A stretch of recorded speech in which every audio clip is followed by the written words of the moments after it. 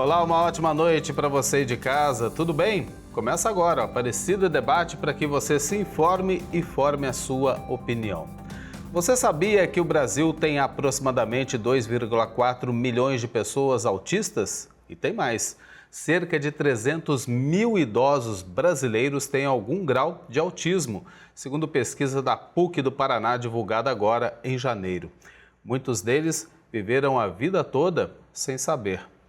Aliás, falando em diagnóstico, o Ministério da Saúde anunciou em setembro de 2025 que o SUS vai oferecer teste de triagem para todas as crianças aos 16 meses, permitindo detecção e intervenção precoces. Hoje vamos entender: autismo é doença? É transtorno? Como devemos nos referir às pessoas autistas? Quais os sinais que não podemos ignorar? E como a ciência está avançando para transformar a vida de milhões de brasileiros?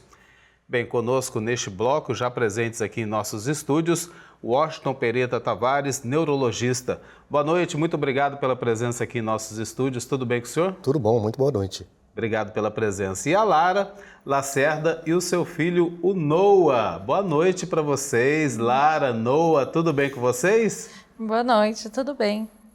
Tudo bem, Noah? Sim. Bem-vindo, viu?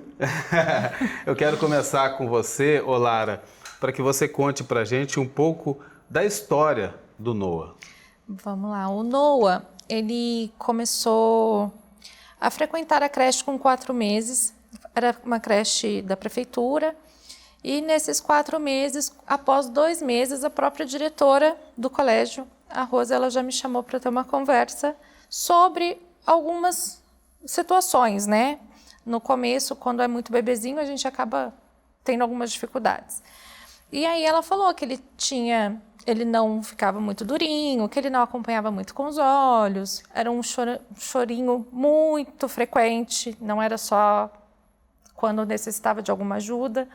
E aí eu já comecei o tratamento dele bem cedo. Então eu tive essa sorte de ter esse acompanhamento bem pequenininho. Como é que foi o diagnóstico? Logo passou por um especialista? Quando ela já me chamou, eu já fui procurar a parte... Primeiro eles pedem a audição, né, que era o que nele era mais visível, porque chamava ele pelo nome, ele não fazia movimento nenhum. E a parte motora. Então ele tinha muita sensibilidade nos pés e nas mãos. E aí começou com fono, ele não fazia movimento de sucção, ele mamava no peito, mas ele ainda chorava muito. Na creche, a mamadeira ele não conseguia pegar. E aí esses detalhes, essas pequenas situações, eu já comecei com fono e TO, logo no início. E fizemos os testes auditivos nele. Hoje, com 7 anos, tivemos que refazer esse DEPAC nele.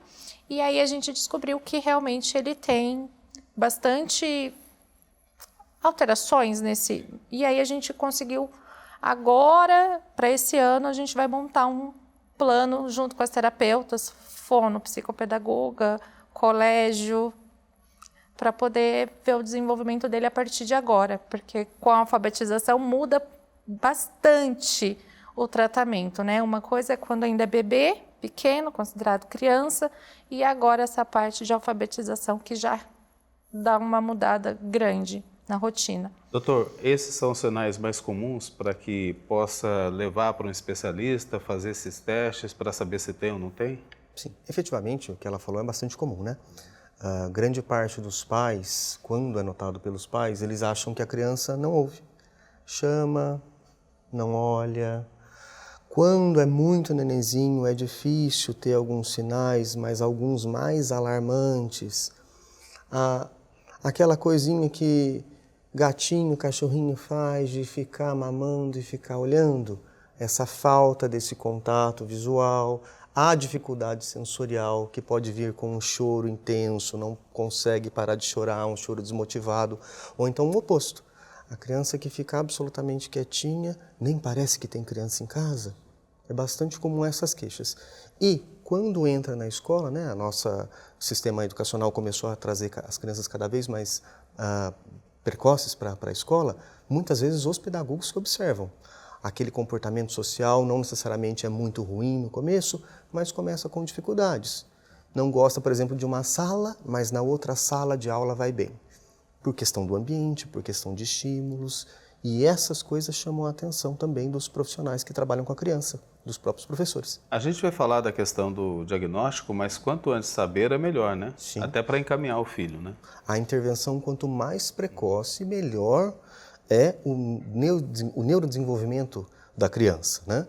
O objetivo de todo o tratamento é esse, fazer com que essas dificuldades elas sejam melhoradas, trabalhadas, até em algumas situações sanadas mesmo. O indivíduo consegue sublevar essas dificuldades. Esse é o objetivo todo desse tratamento, que sempre é multidisciplinar. Então são vários terapeutas diferentes, várias equipes envolvidas.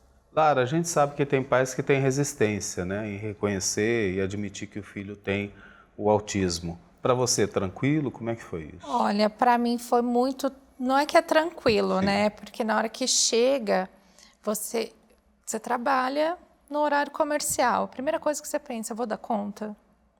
Eu vou conseguir? Eu vou precisar de ajuda? Quem? Quando? Onde? Então, foram pessoas que foram aparecendo nesse percurso, que foram me ajudando assim, sem explicação. Então, aceitar, eu aceitei com facilidade, por conta de já ter isso na família, porque a gente convive com crianças há muito tempo, tenho muitas afilhadas. Então, quando o Noah veio, eu já tinha essa bagagem de ter crianças no meu dia a dia. Então, acolhê-lo no momento dele, nas diferenças dele, para mim foi muito mais fácil, porque eu aceitei e, como os terapeutas falaram para mim, os neuros têm que começar agora. Corra agora, faça agora, porque tudo que começa cedo, a gente consegue colher lá na frente coisas boas. Então, o Noah é diagnosticado com autismo grau 2. Ele tinha muitas estereotipias, doutor, não sei como dizer a palavra correta, mas até essas estereotipias, elas acabam sendo, com o tratamento terapêutico, elas acabam ficando... Sim. Não some, né? Porque dependendo do grau da ansiedade, elas voltam. E aí hoje o Noah muda essas estereotipias conforme a parte neurológica dele. Então depende do lugar, depende das pessoas. Então ele absorve muito o lugar e pessoas que estão junto. Hoje ele faz... Eu falo que ele gosta de conversar, ele interage. O Matheus, que ele já está acostumado aqui, né? Então ele já tem um contato, mas quando é alguém que ele ainda não conhece, ele já fica mais introspectivo. Ele observa mais, mas depois também ele já consegue socializar. O Noah está observando bastante, né, o ambiente aqui, até para se acostumar com as pessoas que estão aqui, né? Isso, ele fica nesse... Ele acha estranho, mas aí ele fica na dele, mas daqui a pouco a gente consegue... Eu vou dando previsibilidade para ele do que vai acontecer, como vai acontecer, horário. Então, hoje ele já entende o horário também. Antes, não. As reações, quando ele não era pego de surpresa com alguma coisa, as reações eram mais agressivas. Porque, além do autismo, ele tem o transtorno opositor desafiador. E aí... Hoje, essa rigidez cognitiva é o que é mais difícil, tanto para a gente da família que convive com ele diariamente, quanto para o colégio, porque qualquer mudança ele sente mais.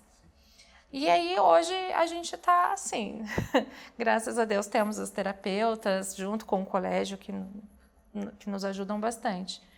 Mas é um processo que, quando tem, né, a parte médica, a parte terapêutica, colégio, família envolvida junto, a gente colhe. Essa rede de apoio, né? E fica claro que quanto mais cedo descobrir, mais cedo é o tratamento e mais cedo a gente consegue lidar com a situação, né? Mas eu pergunto para o senhor, doutor, o que é exatamente o transtorno do espectro autista? Por que a gente usa esse termo, espectro? Esse termo, ele cunha justamente ampla variação de sintomatologia, de estágios de neurodesenvolvimento, de características muito exclusivas e únicas de cada indivíduo. Então, não é uma doença, é uma condição, é um transtorno, uma mudança do neurodesenvolvimento, a forma como o cérebro se desenvolveu e as suas funções. As funções do cérebro são várias: linguagem, compreensão, cálculo, percepção, orientação, cognição, raciocínio lógico, matemático. Então nós dividimos, né, essas funções. E o indivíduo com um transtorno de espectro autista, ele tem uma dificuldade. Eu gosto de brincar, de explicar, que são camadas. A explicação estrutural é as camadas do neocórtex frontal, elas não foram bem estruturadas. Então, vamos supor que sejam de 7 a 8 camadas. No cérebro acontece o contrário do que acontece na nossa vida quando a gente faz aquela brincadeira do telefone sem fio. No cérebro, quanto mais intermediário eu tiver, melhor. Então, faltou um intermediário, começa a ter um transtorno nesse processamento da informação. E a informação ela vai se dar de uma forma diferente. E essa forma diferente vai levar, no caso do transtorno de espectro autista, a dificuldades sociais, de comportamento, dificuldades relacionadas à repetição, rigidez e dificuldades também de linguagem. E comportamentos também que podem ser repetitivos, podem ser muito expressos, focados, exclusivos em um indivíduo. Então, vamos dizer assim, a forma como o indivíduo entende as coisas e experimenta essas coisas é diferente. E o quanto é diferente é absolutamente diferente para cada indivíduo, para cada condição. Eu posso fazer 100 crianças diferentes com a mesma classificação. O nível de dificuldade, o nível de situações são diferentes nas mesmas situações que são apresentadas para cada uma dessas crianças. E por isso que a gente fala de espectro. É muito amplo. Ainda nessa situação, para explicar também a situação de espectro, é uma condição exclusivamente clínica, observacional, precisa de muitos profissionais por isso. É muito diferente de uma condição biológica simples, como, por exemplo, uma doença metabólica, diabetes. Diabetes, eu tenho um exame de sangue, a partir de determinado ponto eu digo, estou aqui diante de um indivíduo diabético. Isso não existe no espectro autista. Eu não posso dar um número simplesmente, de 0 a 100, eu digo que 50 para mais é, 50 para menos é. Quer dizer que o indivíduo que é 47 é muito diferente do indivíduo que é 52? Não, não é assim que funciona. Então, o quanto isso atrapalha o dia a dia, o quanto isso atrapalha e interfere na qualidade de vida do indivíduo é levado em consideração para dar esse diagnóstico. Muito mais do que apenas números. Tudo bem? Você falou que o Noah tem grau 2. Isso, ele é diagnosticado com 2, porque no começo, o bebezinho, ele tinha, dentro dessa escala que ele falou, ele estava encaixado em muitas. E eu não gosto muito de rotular nessa escala, justamente porque a gente, com as terapias, com os desenvolvimentos, a gente acaba conseguindo muita coisa. Então, hoje, ele tem essa disfluência da fala, que eu ainda, junto com a fono, a gente ainda não conseguiu dizer se é uma taglalia, se ela é uma disfluência, se é uma gagueira, porque a gente vê que depende muito do ambiente. Se está ansioso, se está nervoso, se é uma semana de prova na escola, se aconteceu alguma coisa com algum coleguinha, ele absorve. Então, é tudo muito individual. E aí tem semana que você fala assim, nossa, tá tudo bem. Daqui meia hora já não tá tudo bem. E é isso que o doutor falou, que eu como mãe, eu não consigo muitas vezes explicar para as pessoas. Porque um final de semana na casa de um parente, na casa de um amigo, nossa, foi tudo bem. Mas aí chega lá em casa, não tá tudo bem. E aí, às vezes, é o contrário. Lá em casa não tá tudo bem, mas se eu for para fora, vai ficar tudo bem. E o comportamento. Tem comportamento que é a rigidez, que é, às vezes, o chegar até a agressão, né? O bater ali, a falta do controle emocional. E aí, depois, ele já vir com uma desculpa logo em seguida. E aí vem uma depressão, um choro, um arrependimento. Como lidar com isso? Como mãe, sem ser uma terapeuta, sem ser um médico. E eu acho que é essa parte que dentro de casa, da família, vira uma questão assim, preciso acolhê-lo. E por isso é tão necessário compreender tudo isso, né? Até por isso que a gente promove debates como esse que a gente está fazendo aqui no programa de hoje, para que as famílias possam compreender com o que estão lidando dentro de casa, né? Por isso é muito importante. A Lara falou que o NOA tem um grau 2. São diferentes graus, doutor? Como é que funciona? Em termos de estratégia para questões de saúde, para definição de prioridades, por exemplo, para um gestor, isso é interessante nesse sentido.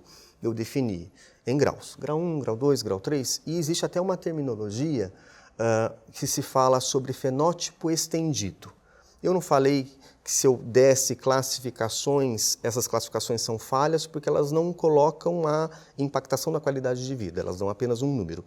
Imagina que eu não consegui diagnosticar um indivíduo porque ele não preencheu todos os critérios, mas ele tem umas dificuldades. Então, é um termo de se usar atualmente de falar TEA diagnóstico estendido. O indivíduo ainda não fechou o critério diagnóstico, mas ele está com padrões que estão atrapalhando um pouco a sua vida, tá? E a gradação, grau 1, grau 2 e grau 3, leva em consideração algumas outras dificuldades mais expressivas com relação à linguagem e comunicação.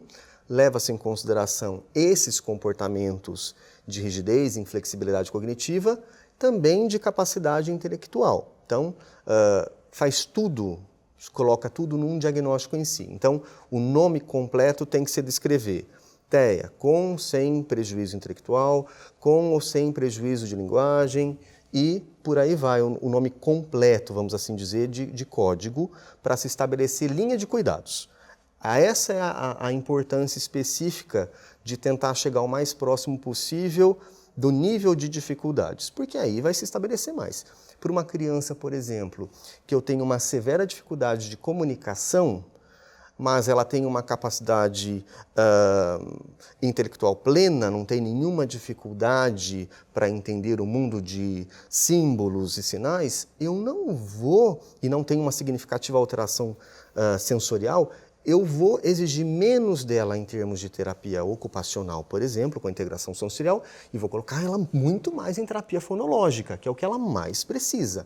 Então, de acordo com o que a criança mais apresenta, lógico que essas terapias são integradas entre si, para um ir trabalhando junto com o outro na mesma direção, mas eu direciono os tipos de terapias. Então, por isso, é uma terminologia antiga, mas ainda usada nessas situações de direcionar os insumos, a quantidade de terapias e estratégias necessárias. Lara, a partir de que idade mesmo você observou os primeiros sinais? Na verdade, não fui eu, né? Foi a creche que já me notificou. Isso, ele entrou na creche com 4 meses, porque eu tive o retorno da licença maternidade. Então, com 6 meses, eu já fui notificada, já fui chamada, mas assim, tudo informalmente, porque ainda se tratava de um bebê, né? 6 meses. E aí, com isso, eu já comecei a... Ele nunca parou. Ele sempre fez fono, TO, ele fez fisioterapia, porque ele demorou muito para andar. Ele engatinhou com 1 ano e 4 meses. Ele foi andar com 1 e 8. E assim, dentro da escala, isso é um atraso motor. A escrita fina dele é diferente, a grossa. E hoje, com a alfabetização, que eu fui entender também sobre essa parte motora de escrita fina, estudando sobre isso. a parte psicomotricidade também, o equilíbrio. Agora, como ele teve também a dificuldade para engatinhar e andar, hoje o equilíbrio dele é diferente. Ele desequilibra com muita facilidade. A própria escola também agora me chamou, porque dentro de uma atividade de educação física acontece alguns episódios com frequência de cair, de se desequilibrar, ou um coleguinha só esbarrou sem querer. Às vezes, uma criança normal dá uma topeteada e levanta. Ele não, ele já vai e não consegue se manter firme. E aí a fisioterapia, junto com a psicomotricidade, já ajudou. Eu não sei, doutor, você falou sobre esses diagnósticos, né, que a gente vai colocando junto. Ele faz acompanhamento com o neuro, com o psiquiatra. Ele precisa mudando esses... O diagnóstico, Como que é feito esses... uma vez que é dado um diagnóstico, ele não é anulado. Então, acontece muito isso. Então, ele está em desenvolvimento, ele está em melhora significativa do quanto isso incomoda. Então, você falou de outras condições associadas, do TOD, enfim. Pode ser que essa sintomatologia até fique anulada, fique sanada. Então, o comportamento de estereotipia que você melhorou bastante.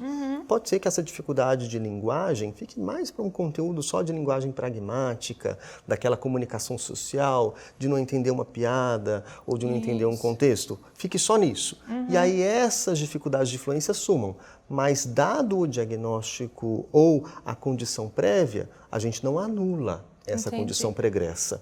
Por isso que, inclusive, para os adultos, né, a gente leva muito em consideração como era na infância, porque, por definição, as situações elas têm que obrigatoriamente aparecer na infância. Se o indivíduo começa a desenvolver um monte de situações só na idade adulta, não estamos diante de uma pessoa com TEA, tá? E, com relação a essas mudanças, sim, elas são necessárias e por isso que são feitas as reavaliações periódicas. Então, o indivíduo faz uma avaliação neuropsicológica completa, com todos os profissionais, com a neuropsicóloga, lá com seus 6 anos de idade. É indicado fazer depois de novo, daqui a alguns anos? Sim. Vamos ver como é que ele teve o ganho de habilidades. Teve muito ganho de habilidades aqui, não teve tanto ganho de habilidades aqui. É onde vai ter que ter maior ênfase. Por isso que a terapia ela é multifacetada e ela é estruturada e direcionada. As maiores dificuldades vão sendo mudadas conforme a evolução e a maturação, inclusive. Entendi. A própria maturação do porque as dificuldades hoje, eu vejo que ela aumenta, que a gente tem a ideia de que as dificuldades elas vão diminuindo. Engano, elas vão aumentando. Porque as dificuldades de socialização é grande. Ele não aceita, por exemplo, não aceitava muito trocar de profissional. Né? Então, geralmente em convênio a gente tem uma rotatividade muito grande. E aí fica aquele negócio, né? Nossa, vai ter que acostumar. Eu mudei ele de fono 4 vezes. E hoje a dificuldade da fala é muito grande. Como é que eu vou fazer essa adaptação com ele com 4 fonos em menos de 1 ano? Então, a gente tem muita dificuldade. E não pode parar, porque se a gente para, ele retrocede muito. A gente ficou 4 meses sem convênio. Foram 4 meses que eu perdi 2 anos. Porque ele voltou com tudo. É um trabalho contínuo, né? A gente não conversou com o Noah ainda, mas o Noah precisa falar aqui pra gente. Ô Noah, conta aqui, o que você gosta de fazer? Brincar. Brincar. Você gosta da escola ou não? Gosto. Gosta? Gosta de brincar na escola? Mas escola não é pra brincar, né? Escola é pra aprender, né? Não, brincar. Também. E em casa, só brinca? Do que você gosta de brincar na casa do seu avô? Você gosta daquele monte o quê pra você? Monte pra cantar. Pra cantar. Um palco, um microfone, você gosta? Mãe, mas é mais igual dessas câmeras, mas que eu gosto. Ele tá de olho nas câmeras, no estúdio. Vai trabalhar em televisão, hein, Noah? Gostou? Eu gostei. Olha só, vai trabalhar em televisão. Bem, a gente está caminhando para o final desse bloco, mas eu acho que o relato da Lara traduz muito bem, né? Explica muito bem tudo isso que a gente está colocando em discussão hoje aqui no Aparecida Debate. Mas, Lara, só para a gente ir finalizando com você, tem essa questão do preconceito? Não. Muita. Tem? Tem. Por parte de quem? Geralmente são pessoas que ela não tem convívio com o autismo, são pessoas que não têm filhos, são pessoas que não estão preparadas para acolher o diferente. Sim. Pessoas que são muito, como que eu posso dizer, não estão abertas ao novo. E não é um problema, é somente ouvir. E a impaciência hoje em dia das pessoas ouvirem é muito grande. E às vezes a criança só quer falar. E aí não ter a paciência de ouvir acaba fazendo com que esteja assim com essa dificuldade. Mas se todo mundo ouvisse, tivesse a escuta ativa, né, que a gente costuma dizer, todo mundo aceitaria o autismo com uma forma mais leve. É de fato, né? É em compreender, procurar saber mais sobre o espectro autista, né? Para poder lidar em casa com a situação. Eu acho que você está fazendo muito bem isso. Parabéns. Obrigada. Pelo papel de mãe que você está desempenhando e por trazer aqui para a gente, né? Para a gente finalizar, você vai participar apenas desse bloco aqui com a gente. Poderia ficar o programa todo, porque o seu testemunho é muito importante para que a gente possa compreender. Mas o que você diria para os pais que de repente estão descobrindo nesse momento que tem uma criança em casa com espectro autista, de saber lidar justamente com isso, com, como você definiu, né, o diferente? Olha, eu diria para não desistir, não parar. Porque os obstáculos, eles vêm numa intensidade que você fala assim, ai, não vou tentar isso porque não vai dar certo, porque vai demorar. Não desista. Vai um dia de cada vez, toma fôlego, para 2 horinhas, respira e continua, porque vale a pena. Vale a pena por eles, vale a pena pela gente, porque é um crescimento, um amadurecimento muito grande e que a gente não pode deixar que ninguém faça a força, né? Porque como que você quer que uma criança faça a força sozinha? Ele não vai fazer a força. Então, acho que até ele conseguir, eu vou fazer a força por ele. E é por isso que eu não desisto, porque tem que fazer a força, então façam. E é importante que todos da família estejam também envolvidos nesse processo, né? Ô Noah, você gosta de ir para casa do avô? Gosto. É gostoso, né? A casa do avô e da avó, né? É muito bom estar lá, né? Ô Noah, olha, foi uma alegria conhecer você, viu? Gostei muito. Quer dar um abraço? Vamos dar um abraço aqui. Vem aqui. Peraí, vem cá. O quê? Ah, tem um microfone. Olha lá, tem que deixar certinho, né, Noah? Pode ir. Dá um abraço no tio. Ah, Noah. Então vamos aqui, ó. Junto comigo. Vira aqui, ó. A gente vai chamar o intervalo. O doutor vai continuar com a gente, Lara. Obrigado, viu? Obrigada a vocês. Você vai falar assim, o Aparecida Debate... Vai, fala. O Aparecida Debate Volta já. volta já. Tchau! Tchau.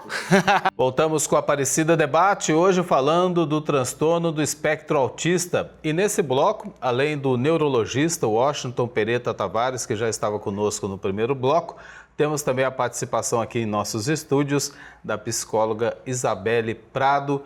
Isabelle, boa noite para você. Muito obrigado pela presença. Seja bem-vinda. Tudo bem? Boa noite, prazer estar aqui. Tudo bem. Alegria toda nossa. Bem, estudo recente relatou que a intervenção precoce poderia evitar até 50% dos casos de autismo. Eu pergunto para vocês, começando pela Isabelle, é evitar o termo mesmo que a gente usa ou a gente está falando de lidar com o transtorno? É diferente uma coisa da outra. É bem diferente. A gente está falando de lidar, né? É uma condição do transtorno do neurodesenvolvimento. Então, não é uma coisa que tem cura, que faça essa diferença, mas a intervenção precoce, ela faz toda a diferença na vida toda desse indivíduo. Então, estudos mostram que A diferença que tem de uma criança que começa essa intervenção ali até os 2 anos de idade, ela vai ter uma chance muito maior de ter um desenvolvimento pleno dentro da sua autonomia. Diferente de uma criança que tem um diagnóstico mais tardio e começa as terapias lá para 5, 6 anos de idade, ela já perdeu ali o tempo principal, o ouro ali, onde a intervenção faz mais efeito ali ao longo da vida. É como a gente viu no caso da Lara, né? Descobriu logo cedo, aos 6 meses de idade, através da intervenção também da própria creche, da orientação, e esse desenvolvimento fica claro do Noah que a gente ouviu agora há pouco. Doutor, as causas não estão claras, né? Mas tem um perfil genético que explique o... Tá, vamos lá.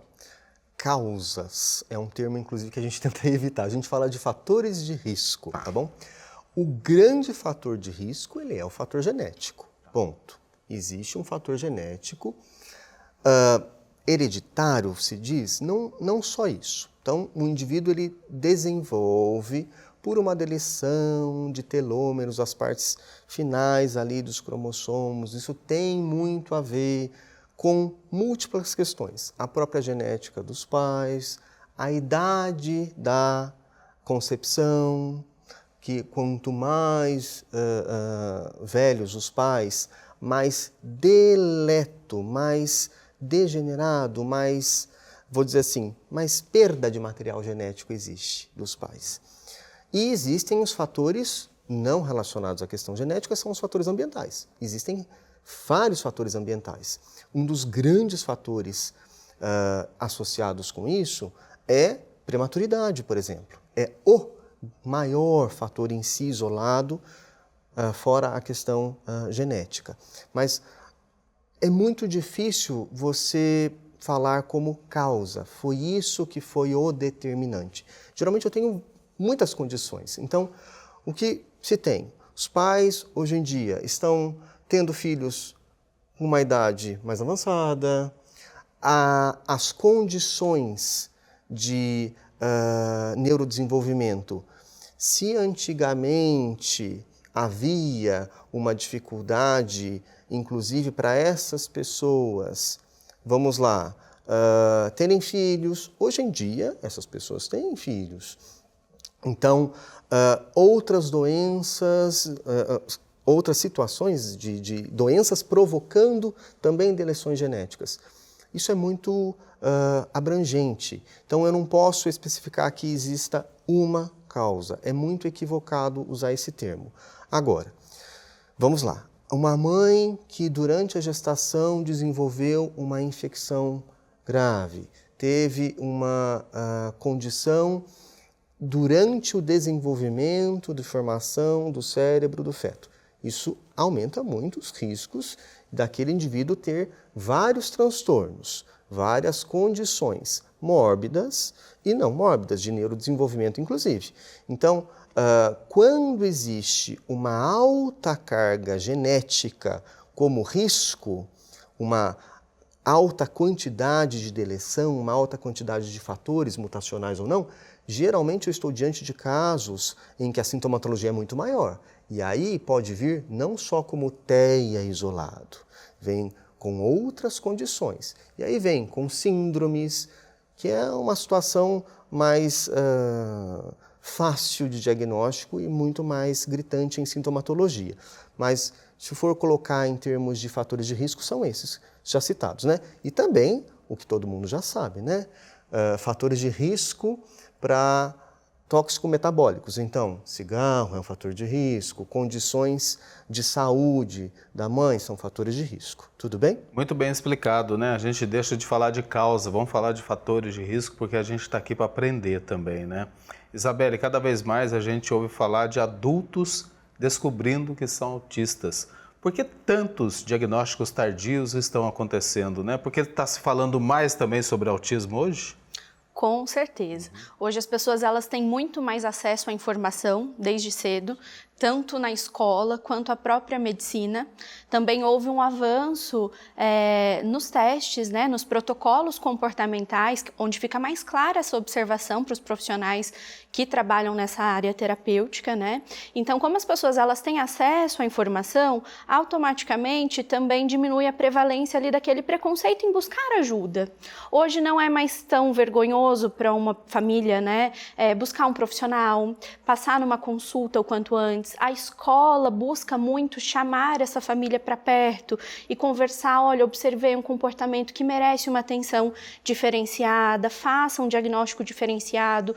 Hoje, com os protocolos de avaliação neuropsicológica, a gente consegue atender as crianças também mais cedo, a partir de 2 anos, 2 anos e meio, já existem testes que são não verbais, inclusive, então é muito mais fácil a pessoa ter acesso a essas informações, ter acesso a esses profissionais que também não existiam, né, antes. Então, sim, é natural que os adultos eles procurem cada vez mais, adultos principalmente que a gente fala de nível de suporte 1, que ao longo da vida ele aprende a mascarar esses comportamentos. Então, ele sempre existiu, o autismo lá atrás, mas as pessoas elas aprendiam por si mesmas a mascarar. Muitas vezes a família fala: ah, mas imagina, o seu pai também era assim. Ele falava, com 5 anos de idade, ele também tinha essas dificuldades. Então, a própria família vai naturalizando isso. Mas quando o adulto ele tem acesso a essa informação e ele começa a se identificar, é um alívio, porque ele entende, poxa vida, então era isso que eu tinha de diferente na minha infância? Explica tudo lá atrás, né? Explica. Algo que ele desconhecia. Explica. Ele passa a conhecer. E a gente escuta muito dos adultos quando tem esse diagnóstico na vida adulta. É um alívio, porque ele passa a mascarar coisas a vida toda, é um sofrimento muito grande e que ele consegue, de fato, aprender a ter ferramentas para lidar com isso. Doutor, um estudo da PUC do Paraná, até falei na abertura do programa hoje, identificou cerca de 300 mil idosos brasileiros com algum grau de TEA. São pessoas que viveram a vida toda sem saber que tinham espectro autista, né? Provavelmente. Qual é o impacto disso para a vida da pessoa? Bom, a Isabelle estava falando, né, que se justifica agora, depois de tanto tempo, a pessoa saber por que na infância se comportava daquele ou de outro jeito. Eu atendo crianças e adultos e é muito comum a queixa vir de formas diferentes. Então, a queixa dos pais vem com relação a dificuldades sociais, com relação a dificuldades escolares. A queixa do adulto vem assim: eu não consigo me relacionar, eu não consigo ficar muito tempo no meu trabalho, eu não consigo ter amigos, eu perdi minha esposa, eu não sei por que eu me sinto diferente dos outros. E às vezes o indivíduo passa por outro motivo. Ele vai passar porque ele está com dor de cabeça. Ele vai passar porque ele está com uma outra condição. E aí eu questiono e começo a perceber aquele padrão de comportamento já na hora de cumprimentar, um cumprimento um pouco diferente. E eu questiono a pessoa: você tem problemas na sua vida social, na sua vida? Ah, sempre tive. Mas aí a minha mãe foi assim, foi desse jeito. A forma como era tido antigamente, foi desde uma situação de, é uma criança diferentona, até uma coisa mais severa, a coisa de 100 anos atrás. A questão de 100 anos atrás, eram crianças, quando tinham um transtorno, eles eram taxados com uma condição chamada esquizofrenia infantil, tá? E eram sanatórios, era uma coisa assim, pavorosa. Mas os indivíduos, particularmente, pequenas cidades que nunca tiveram contato com um profissional treinado, porque também não é qualquer profissional, infelizmente, na nossa realidade, que consegue perceber. Quando os sinais eles são gritantes, ok, mas quando os sinais são sutis, precisa ser algum colega, neurologista, psiquiatra, psicólogo, que tenha um entendimento de base para poder perceber isso e poder orientar a pessoa. Olha, o que você está procurando, na verdade, seja seu problema de ansiedade, quer seja seu problema de depressão, porque não consegue se relacionar direito, na verdade tem uma outra fundamentação que está vindo por trás do que você estava tendo e nunca foi abordado. E realmente essa situação que a Isabela falou é muito gritante. A pessoa fala: poxa, é por isso que eu não conseguia, é por isso que eu nunca consegui me dar bem no meu emprego, no meu relacionamento. E depois de começar o tratamento, o indivíduo sente uma melhora. E é importante, se eu puder frisar uma coisa, quando se indica psicoterapia, quando se indica terapia? Sempre, em todos os casos, sem exceção. O motivador maior para a terapia pode ser diferente de uma criança com uma dificuldade maior ou menor com relação a essas situações, de um adulto com dificuldades maiores ou menores com relação à linguagem, com relação à comunicação, mas a indicação de terapia ela sempre está presente. Não necessariamente medicamentosa, mas quando necessário também medicamentosa. A gente está aqui fechando o segundo bloco do Aparecida Debate, tem muito mais coisa para a gente falar e já deixo uma pergunta, né, para a gente responder já na abertura do terceiro e último bloco do programa de hoje. Se existe alguma diferença na manifestação do autismo entre homens e mulheres, mas é daqui a pouquinho.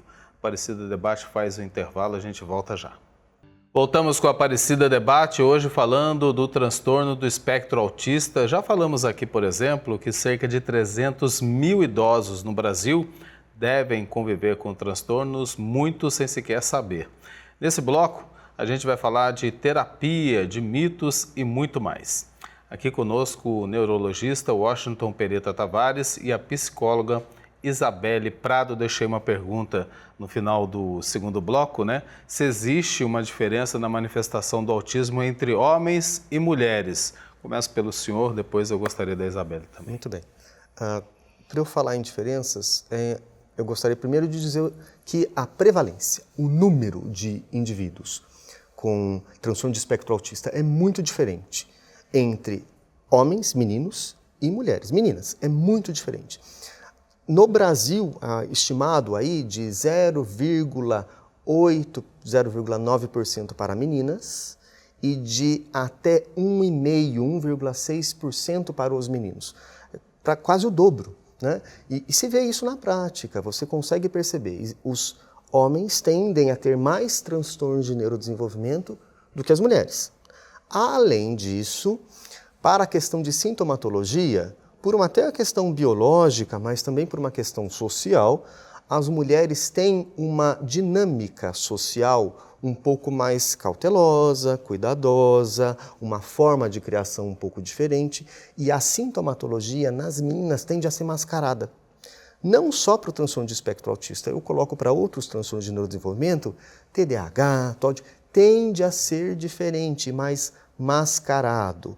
Porque a menina ficar quietinha, ela está quietinha, é o esperado de uma menina, olha que comportamento bonitinho. O menino é para ser agitado mesmo, é para sair arrebentando tudo, e isso pode atrapalhar um pouquinho no diagnóstico. Isabelle, gostaria de acrescentar algo? Sim, trazendo para a prática isso que o Dr. Washington está pontuando aí para a gente, no consultório é muito nítido, né? Além da prevalência de meninos que fazem aí o acompanhamento terapêutico, quando chegam meninas no consultório, geralmente são meninas do nível de suporte 3, que são os níveis que aparecem mais, justamente por conta desse mascaramento que ele menciona pelas questões culturais. Então, as meninas nível de suporte 1 raramente são diagnosticadas. São levadas para um especialista, né? Sim. E acabam convivendo com aquilo sem saber. Sim, e muitas também descobrem na vida. E aí justifica a questão da fase adulta que vai descobrir lá na frente, né? A gente falou aqui do diagnóstico adulto. Quem está assistindo a gente e suspeita que possa ter o transtorno do espectro autista, que sinais valem ser investigados, doutor? Então vamos lá. Os grandes comportamentos definidores de questão diagnóstica são os dois grandes blocos, né? A questão da dificuldade de comunicação e socialização e os comportamentos repetitivos e inflexíveis. Então, um indivíduo que não aceita as coisas de outra forma, ele tem um jeito muito absoluto de se fazer e começa a ter problemas de relacionamento por conta disso. Então, a companheira disse para... vamos no supermercado de manhã, à tarde a gente vai passar na feira e por qualquer motivo trocou. Acabou o dia, não pode fazer isso, não pode se fazer desse jeito, mas é a mesma coisa que está sendo feita, não importa, não pode, não aceita. E essa rigidez, essa inflexibilidade pode trazer uma sintomatologia. Outra dificuldade, o indivíduo não entende contexto social. Então, vamos lá, desde aquela coisa mais simples das gafes sociais, de falar tudo na cara e não se importa de ofender os outros, até uma dificuldade de comportamentos básicos sociais. Poxa vida, a pessoa fala boa noite e responda. Mas não tenho vontade, não vou fazer. Ou desconfortos sensoriais, aqueles são tidos muitas vezes, eu tenho manias. Não são manias, são formas repetitivas, são esses comportamentos assim determinados. Para o adulto, muitas vezes, eu preciso de uma outra pessoa informante para me dizer como era na infância. Porque, como eu disse há pouco, eu preciso ter a informação de que aqueles comportamentos, se não eram todos, mas eles já estavam presentes de alguma forma na infância. Porque se tudo apareceu e acontece apenas na vida adulta, não estou diante de um quadro de TEA. Tudo bem? Olha que ótimo, né? Porque às vezes não é questão de personalidade. Às vezes é questão do autismo que ainda não foi descoberto nem diagnosticado. Isabelle, mesmo adultos, idosos, o diagnóstico, a gente está falando aqui, ele se mostra extremamente importante, né? E esse acompanhamento faz a diferença para a qualidade de vida da pessoa, né? Totalmente.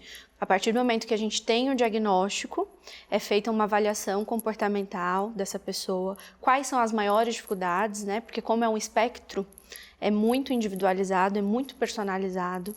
Com base nessa avaliação, a gente vai conseguir trabalhar esses pontos e inclusive estimular coisas que podem ser usadas a favor do desenvolvimento dessa pessoa. E quando a gente tem esse estímulo, a gente adapta a pessoa aos ambientes em que ela convive, né? Com essa adaptação, ela consegue se incluir de fato na escola, ter um acompanhamento onde de fato ela desenvolva toda a capacidade plena esperada no ambiente de trabalho, inclusive no ambiente social, nos relacionamentos. Nós temos pacientes adultos que fazem treinos, por exemplo, justamente para conseguir dar certo o casamento. A gente teve um paciente que ele treinou para conseguir olhar nos olhos da esposa durante o seu casamento, porque ele tinha certeza que ele não ia conseguir. Essas questões sensoriais, a esposa dele é apaixonada por show, por música, e ele treinou para conseguir acompanhá-la, para conseguir conviver no círculo social, porque para ele a vida toda estava ok. Não ter amigos e não conversar e ter o hiperfoco do assunto dele. Mas a partir do momento que entrou uma pessoa na vida dele, opa, eu vou ajustar isso. Porque senão não vai dar certo o meu casamento, né? E tem que estar aberto para isso também, tem que né? Então, assim, o acompanhamento, ele é durante a vida toda. Em cada fase da vida, um desafio diferente. Então, lá no início da criança, são atrás dos marcos ali, dos principais marcos do desenvolvimento. Depois vem as dificuldades escolares. Na adolescência, essa parte social, que na infância ela é mais mascarada, é onde a pessoa começa a ter essa autopercepção cada vez maior de, poxa, eu sou diferente, eu não estou me encaixando, porque na infância você vai tratando ali, uma pessoa mais tímida, mais na dela, mas chega um momento em que traz de fato um sofrimento, a ponto da pessoa que trabalha em home office, é chamada para ir na empresa, não consegue ir participar de uma reunião, e aí começa a perceber de fato essa diferença. Então o tratamento, ele muda a vida dessa pessoa, ele traz qualidade de vida tanto para a pessoa quanto para a família, para as pessoas que convivem, né? Então tem uma melhora nessa qualidade de vida e é importante aí nas diferentes fases da vida. Nessa linha, doutor, quero perguntar para o senhor também, para a Isabelle, quais são as terapias comprovadas para o tratamento do autismo? Aliás, é certo a gente falar tratamento? Está certo eu falar tratamento quando eu estou falando que existe uma dificuldade, uma disfunção. O indivíduo ele não consegue se desenvolver bem. Sim, um tratamento. Então, de acordo com as dificuldades, mas as terapias mais, vou dizer assim, gerais. Eu tenho terapia aplicada do comportamento, terapia ABA, que é a metodologia já bem definida e estruturada, com psicoterapia e os profissionais de terapia de apoio, tá?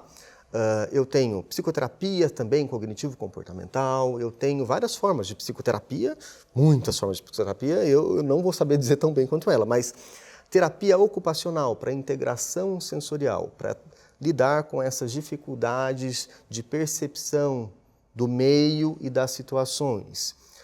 Fisioterapia, psicomotricidade, também fonoaudiologia, e aí na fonoaudiologia também dividida. Existe uma dificuldade articulatória, existe uma dificuldade semântica de entendimento do significado, uma fonoaudiologia para comunicação apenas pragmática, para socialização, para entendimento de situações sociais. Todas essas terapias têm o seu maior empreendimento, mas todas elas têm que atuar em conjunto. Se eu sigo uma linha em um padrão de terapia e está tentando colocar a criança ou o adulto para uma situação e uma outra terapia está trabalhando numa outra situação em outro momento, mas está distanciando, a chance de eficácia, de melhora de qualidade de vida é muito menor. O ideal é que elas sejam combinadas, por isso se fala de multidisciplinar e interdisciplinar. E é pela terapia que a pessoa vai conseguir lidar com a situação, né? Como Exatamente. você estava falando dos exemplos que você acabou de falar para a gente, né? A gente está com o finalzinho do programa. Eu queria que vocês deixassem uma mensagem para a gente, para essas famílias que estão recebendo, por exemplo, agora o diagnóstico e para a sociedade em geral, né? A Lara estava falando da questão do preconceito, ainda há muitas pessoas que têm essa dificuldade, difícil da gente acreditar, né? E lidar com o diferente, mas tem muitas pessoas que têm essa dificuldade de acolher as pessoas autistas. Rapidinho, Isabelle, para a gente finalizar o programa. Quando uma família recebe o diagnóstico, ali não é o destino daquela criança, né? Então, ali é só o começo de uma aprendizagem, de um desenvolvimento, onde a criança ela vai ter o suporte que ela merece. Então, famílias, se existe alguma dificuldade, busquem ajuda, busquem acolhimento, busquem profissionais que estejam preparados para compreender o contexto da sua família, da vida desse indivíduo, porque isso vai transformar a vida dessa família. Busquem ajuda. Doutor, para a gente finalizar. Bom, se eu tiver que colocar alguma mensagem, não deixa para depois. Não deixa para depois. Eu vou esperar. Não espera. Viu? Achou que tem alguma coisa diferente?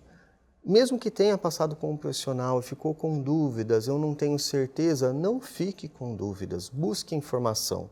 O objetivo não é apenas de tratar o paciente, não é apenas de tratar o indivíduo, é também de preparar a família para essa dificuldade. E isso faz toda a diferença, o envolvimento da família no acompanhamento e no tratamento das pessoas com TEA. Quero agradecer muito a participação de vocês, Isabelle, muito obrigado pela presença, sempre bem-vindo aqui na TV Aparecida, viu? Muito obrigada. Prazer. Obrigado. Doutor, muito obrigado também pela presença, sempre muito bem-vindo. Muito obrigado. Obrigado, viu? Assim encerramos o Aparecida Debate de hoje. Reveja esse e outros programas no canal da TV Aparecida no YouTube e lá no nosso Instagram, @jornalismo TV Aparecida. Além das notícias e bastidores da programação, você em casa pode sugerir temas para a gente debater toda terça-feira nesse espaço aqui no canal de Nossa Senhora. Para você, uma ótima noite, um bom descanso, até a próxima.